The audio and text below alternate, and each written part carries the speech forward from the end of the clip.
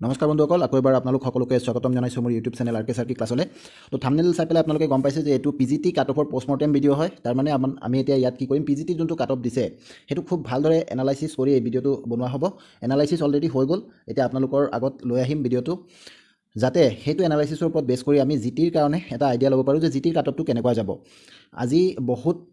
এটা এনেকুৱা cut off আহিছে যে বহুতে শ্বক হৈ গৈছে। কিছুমান জেগাত আপোনালোকে দেখা পাব, মই ডাটাখিনি যেতিয়া আপোনালোকক এই ভিডিঅ'ৰ মাজেদি লৈ আহিম আপোনালোকৰ আগত, তেতিয়ালৈ আপোনালোকে গম পাব যে কিমান এটা মানে বহুত এটা ডাইভাৰ্ছ কাট অফ আজি পোৱা গৈছে। তো গতিকে মই আপোনালোকক ৰিকুৱেষ্ট কৰিম ভিডিঅ'টো শেষলৈকে চাব। ভিডিঅ'টো শেষলৈকে চালে আপোনালোকে গোটেইখিনি বুজি পাব কেনেকুৱাকৈ কাট অফ আহিছে ইয়াত। প্লাছ আপোনালোকে যিসকল জিটিৰ পৰীক্ষা দিছিলে তেওঁলোকে নিজৰ নিজৰ নম্বৰটো আপোনালোকে চাব পাৰিব যে আপোনালোকৰ নম্বৰটো ছেফ জোনত আছেনে নাই। আৰু এইটো কমপ্লিট ডিটেইলছ মই ইয়াত ডিছকাছ কৰি দিম, আৰু এনালাইচিছটো আপোনালোকে নিজেই গম পাব ভিডিঅ'টো চালে। গতিকে আপোনালোকৰ মোৰ হিচাপত যেনেকুৱা আজি কাট অফ এটা আমি প্ৰিডিক্ট কৰিম তেনেকৈ অফিচিয়েল কাট অফটো থকা দেখা যাব। তো আহক দেৰি নকৰি আমি ভিডিঅ'টো আৰম্ভ কৰোঁ। তো প্ৰথম কথা হ'ল, আজি যোনটো আমি কাট অফ পাইছোঁ সেইটো তাত আমি বিভিন্ন ধৰণৰ ডাটা আমি দেখা পাইছোঁ। একদম ফাৰ্ষ্ট কথা হ'ল, ইয়াত মোটামুটি মই এটা ৰাফ ফিগাৰ লৈছোঁ, 1500ৰ নিচিনা পষ্ট আছিলে পিজিটিৰ কাৰণে।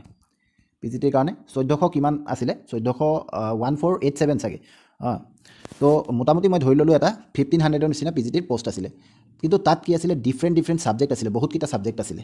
আৰু এই গোটেইকেইটা ছাবজেক্টত আকৌ তিনিটা মিডিয়ামত বা ক'ৰবাত 4টা মিডিয়ামত দেখা গৈছে, যেনেকৈ Assamese medium, English medium, Bengali medium, Hindi medium. তো সেইকাৰণে ডিফাৰেণ্ট হৈছে। আৰু মই আগত যিবিলাক কাট অফ ভিডিঅ' বনাইছিলোঁ তাতো কিন্তু মই বাৰে বাৰে কৈ আছিলোঁ যে এটা আইডিয়া আপোনালোকক পিজিটিৰ কাৰণে দিব পাৰিম। পিজিটিৰ কাট অফ মই বহুতে কৈছিলে যে ছাবজেক্ট ৱাইজ বনাওক, কাৰণ যেতিয়া পৰীক্ষা হ'ল আৰু যেতিয়া আনচাৰ কিজ ওলালে, তেতিয়া জিটিৰ কাৰণে আনচাৰ কিজ চাই পেলাই বা তাৰ আগতো জিটিৰ কাৰণে বনাইছিলোঁ কাট অফ ভিডিঅ'। আৰু সেইটো সুবিধা হৈছিলে বনাওঁতে, কাৰণ জিটিৰ ছাবজেক্টবিলাক ইমান মানে ডাইভাৰ্ছ নহয়, তাত মানে আৰ্টছ, ছায়েন্স, মেথছ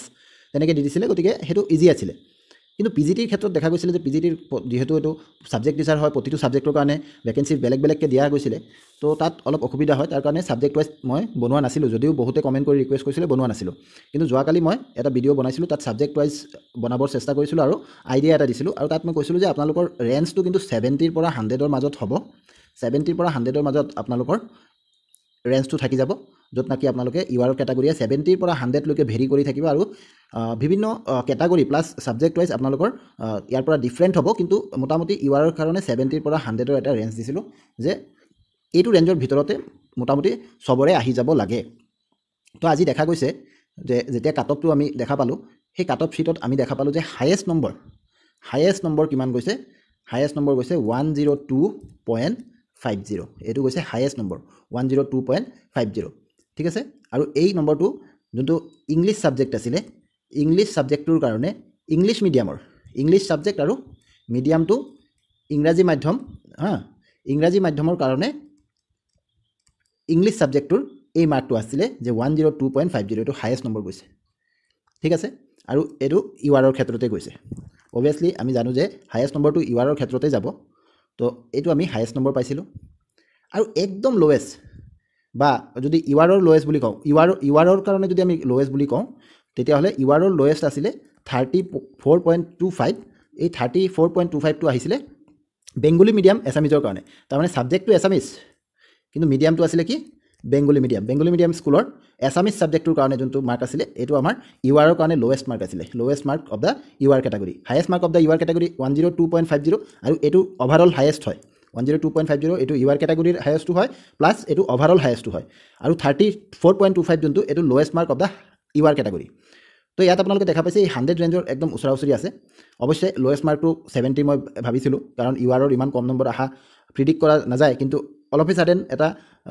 মাৰ্ক এনেকুৱা আহি গ'ল। কিন্তু আপোনালোকে এভাৰেজ যেতিয়া চাব, মই এভাৰেজো ওলাইছোঁ, এভাৰেজ যেতিয়া চাব তেতিয়া কিন্তু দেখা পাব যোনটো ৰেঞ্জ আমি ধৰিছোঁ এভাৰেজটো সেইটো ৰেঞ্জৰ মাজতে আছে। মই এভাৰেজ উলিয়াইছোঁ, ইউআৰ কেটাগৰীৰ যিমান মাৰ্ক আছে সেইখিনিৰ এভাৰেজ কিন্তু 78 মাৰ্কছ ওলাইছে।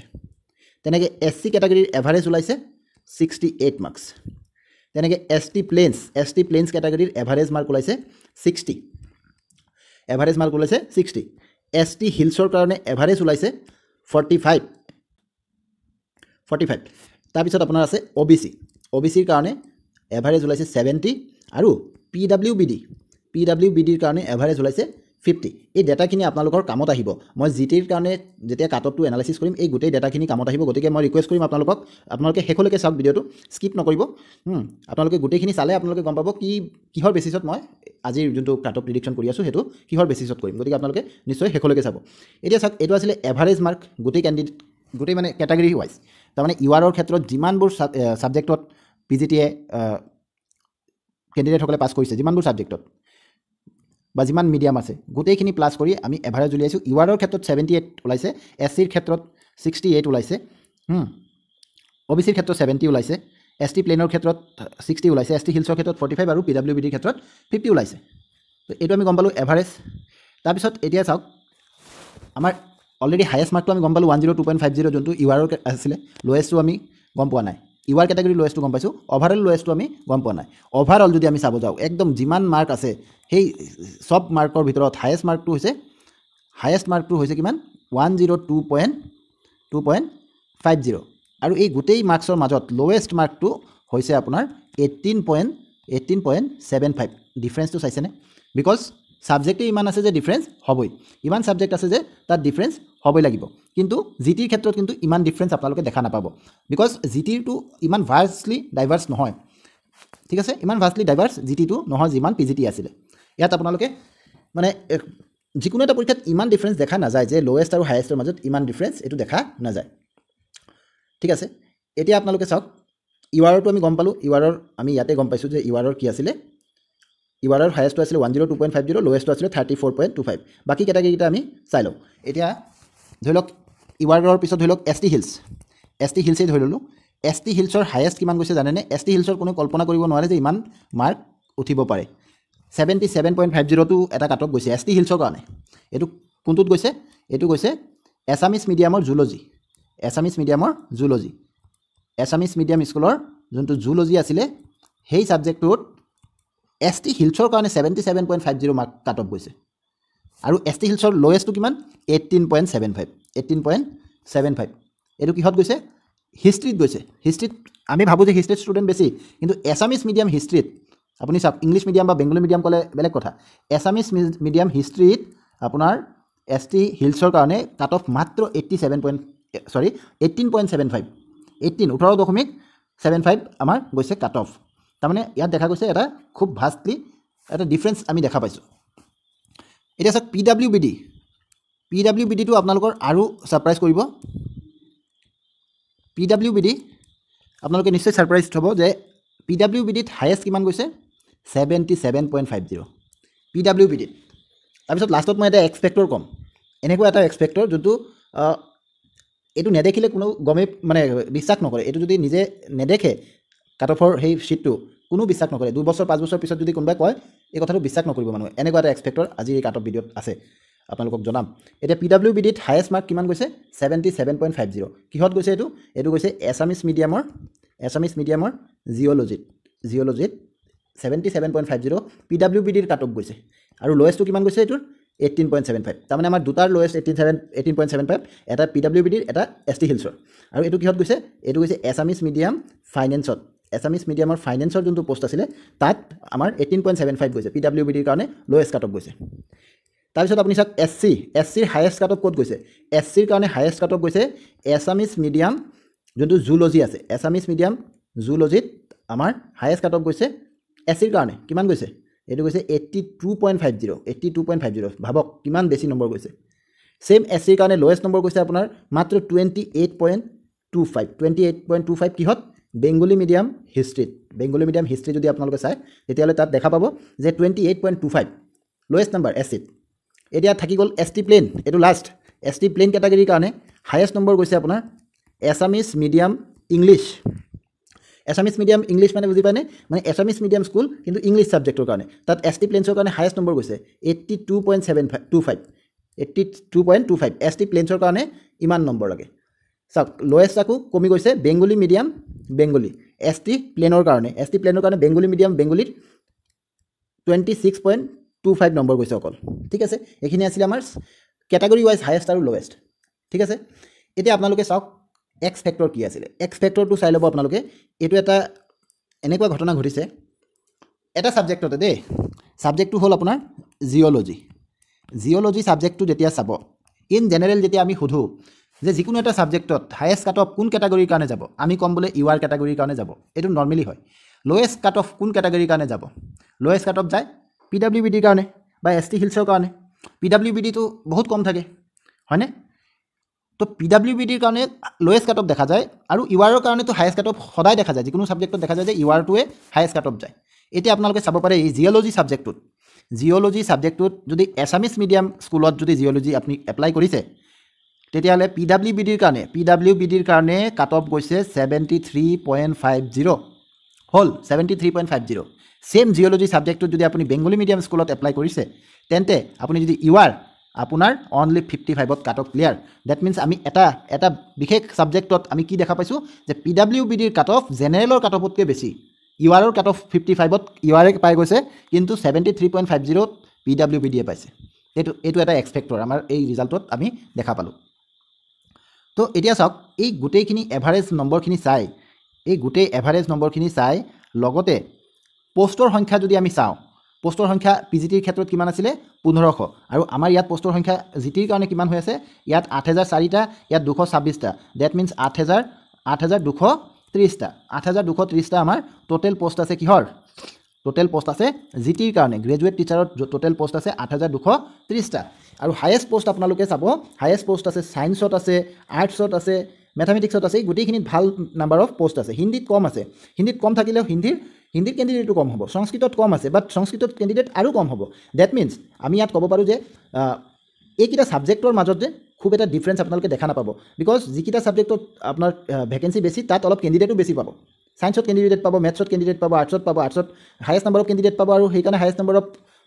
কি আছে ভেকেঞ্চিও আৰ্টছত আছে হিন্দী আৰু সংস্কৃতত আপুনি এনেও কেণ্ডিডেট কম পাব প্লাছ আপুনি ইয়াত ভেকেঞ্চিও অলপ কম দেখা পাইছে গতিকে এই গোটেইখিনি চাই আৰু যেনেকুৱা আজিৰ PGTৰ কাট অফ আমি দেখা পালোঁ এই গোটেইখিনি চাই আমি এটা প্ৰিডিকশ্যন কৰিব পাৰোঁ আৰু আপোনালোকে চাব এই প্ৰিডিকশ্যনৰ একদম কাষতে আপোনালোকে অফিচিয়েল আনচাৰ কিজ পাব গতিকে মই আপোনালোকক আজিৰ দিনটোত মই আপোনালোকক নিৰাশ কৰিব অহা নাই যে আপোনাক মই এক্সট্ৰা এটা কিবা দি দিম এনেও নকৰোঁ কিন্তু আপোনালোকে কেতিয়াবা কাট অফ ভিডিঅ' চালে কয় যে খুব বেছি হৈ গৈছে তাৰ উল্টাটোও হয় খুব কম হৈ গৈছে বুলিও কিছুমানে কয় কিন্তু যি কি নহওক যেনেকৈ আমি কিছুমান ফেক্টৰ ওপৰত বেছ কৰিহে আমি কথাবিলাক কওঁ তো সেই ফেক্টবিলাক যদি আমাৰ ফেক্ট চেকিঙত যদি ঠিক থাকোঁ তেতিয়াহ'লে কেতিয়াবা মিলি যায় কেতিয়াবা নিমিলে তো সেইটো হ'বই বাৰু আৰু ইমান যেতিয়া আজি চাইছে যে কিমান ডিফাৰেঞ্চ কাট অফবিলাকৰ মাজত তো সব একদম প্ৰিডিকশ্যন যে ৰাইট হ'ব সেইটো কোনো ক'ব নোৱাৰে কিন্তু মই ক'ম যে এতিয়া জিটিৰ কাৰণে যোনটো ক'ম মই ভাবোঁ যে সেইটো মিলি যাব লাগে আৰু আপোনালোকে নিশ্চয় আপোনালোকৰ মাৰ্কৰ লগত এইখিনি মিলাই আপোনালোকে এটা আইডিয়া কৰিব পাৰিব তো চাওক জেনেৰেলৰ ক্ষেত্ৰত বা ইউ আৰ কেটাগৰী যাক কয় জেনেৰেল বা ইউ আৰ কেটাগৰী যাক কয় সেইটোৰ ক্ষেত্ৰত জিটিৰ কাৰণে